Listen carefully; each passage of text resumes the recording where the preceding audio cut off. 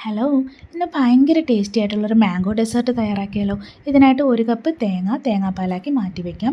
മിക്സിയുടെ ജാറിലേക്ക് മാംഗോ പീസസും അടിച്ചു വെച്ചിട്ടുള്ള തേങ്ങാപ്പാൽ, കണ്ടൻസ്ഡ് മിൽക്ക്, ഷുഗർ ഇവയിട്ട് നന്നായിട്ടൊന്ന് ബ്ലെൻഡ് ചെയ്ത് മാറ്റാം. മറ്റൊരു പാത്രത്തിൽ whipping cream, powdered sugar, 2 drop vanilla essence ഇവയിട്ട് നമുക്ക് നന്നായിട്ടൊന്ന് ബ്ലെൻഡ് ചെയ്ത് മാറ്റാം. ഒരു ട്രേ എടുക്കുക, അതിലേക്ക് ഒരു ലെയർ ബ്രെഡ് ഇട്ട ശേഷം അതിൻ്റെ മുകളിലേക്ക് കുറച്ച് കണ്ടൻസ്ഡ് മിൽക്ക് പുരട്ടുക. ടോപ്പിൽ വീണ്ടും ഒരു ലെയർ ബ്രെഡും കൂടെ വയ്ക്കുക.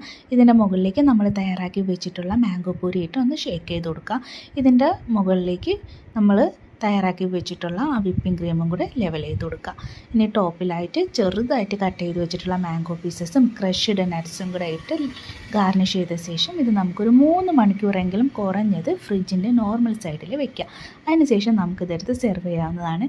ഇതിപ്പോൾ എൻ്റെ സ്പൂൺ ശരിയല്ലാത്തതുകൊണ്ടാണ് കേട്ടോ, ഞാൻ എടുത്തപ്പോൾ ഫുള്ളൊന്നും വന്നില്ല. ഭയങ്കര ടേസ്റ്റി ആയിട്ടുള്ളൊരു ഡെസേർട്ടാണ്. ഒരു പ്രാവശ്യമെങ്കിലും ഇത് ട്രൈ ചെയ്ത് നോക്കണം കേട്ടോ.